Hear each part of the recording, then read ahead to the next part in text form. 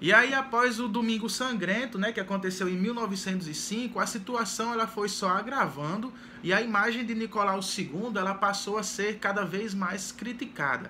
Até as pessoas que apoiaram o Nicolau II até 1905 começou a virar aos poucos oposição dele, porque um líder de governo chegar a ordenar o fuzilamento de sua população, principalmente dos trabalhadores mais pobres, é uma coisa muito cruel, uma coisa desumana. Então, isso vai fazer com que quem apoiava Nicolau II passasse agora a apoiar os trabalhadores. Então, o Domingo Sangrento aconteceu em 1905 e aí a revolução em si vai acontecer só em 1917. Durante esse período, o imperador Nicolau II até prometeu que iria resolver alguns problemas. Ele criou um chamado Duma, né, que seria um conselho que iria trabalhar junto com os outros líderes de poder e aí iria resolver alguns problemas, algumas reivindicações, mas isso ficou só na promessa. Enquanto isso, a oposição organizava a revolução em si, né? E aí essa revolução aconteceu em 1917 em duas fases. Primeiro em fevereiro, depois em outubro. Em fevereiro, eles tomaram o poder, né, fizeram outra grande manifestação, foram até o Palácio de Inverno. Nicolau II novamente chamou o exército, só que quando chegou na hora do movimento, o exército se voltou contra Nicolau II. Imaginem a cena, né, os trabalhadores chegando, Nicolau chamando o exército, e quando o exército vai para cima, o exército se volta contra o imperador. Então estavam todos contra o imperador, todos contra o czar Nicolau II. E aí ele tem que fugir, né? A princípio ele foge, fica exilado, mas depois quando Lenin assume o poder, ele é morto, né? A família dele é morta. E aí algumas pessoas apontam que o imperador Nicolau II ele foi assassinado por ordens de Lenin. Mas até hoje isso não foi comprovado, né? Mas que de fato ele foi preso, né? Foi capturado onde ele estava exilado e aí toda a sua família foi assassinada junto com ele.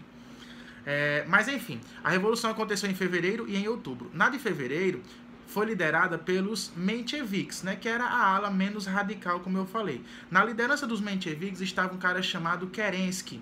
E aí ele assumiu o poder em fevereiro. A partir disso foi criado um chamado governo provisório, porque a ideia era ser justamente uma transição, resolver a situação dos mais pobres e aí sim acontecer esse governo para os trabalhadores. Só que o tempo foi passando e o Lenin percebeu que o Kerensky não estava resolvendo os problemas da população. Inclusive a Rússia ainda estava na Primeira Guerra Mundial, né? Porque nós estamos falando de 1917, o comecinho do ano. E aí o pessoal reivindicava, primeiramente, paz, né? Era o lema de Lenin. Paz, que justamente era para sair da guerra, terra, que no caso era reforma agrária, divisão das propriedades, muita gente não tinha terra, e pão, né? Resolver a questão da alimentação. Então o lema da Revolução Russa era paz, terra e pão. E o Kerensky, quando assume o poder em fevereiro, ele não resolve nenhum dos três. E aí o que acontece? Os meses vão se passando e o pessoal não vai mais aguentando o Kerensky no poder, porque ele estava lá só de enfeite, né? Não estava alcançando os objetivos que a revolução pretendia. Então, quando é em outubro, o grupo revolucionário, os bolcheviques, resolvem fazer um novo protesto, uma nova manifestação, vão até a sede do governo novamente e expulsam o Kerensky do poder. E a partir disso começa o governo de Lenin, né, na Rússia. Depois acontece uma guerra civil, onde a oposição não vai aceitar o grupo de Lenin no poder, e aí a Rússia vai passar por uns períodos de conflito. Na série que eu recomendei para vocês, existem algumas cenas que retratam a guerra civil, mas depois essa guerra civil é contornada e o governo de Lenin começa a funcionar baseado numa política chamada Nova Política Econômica, que tinha a sigla NEP.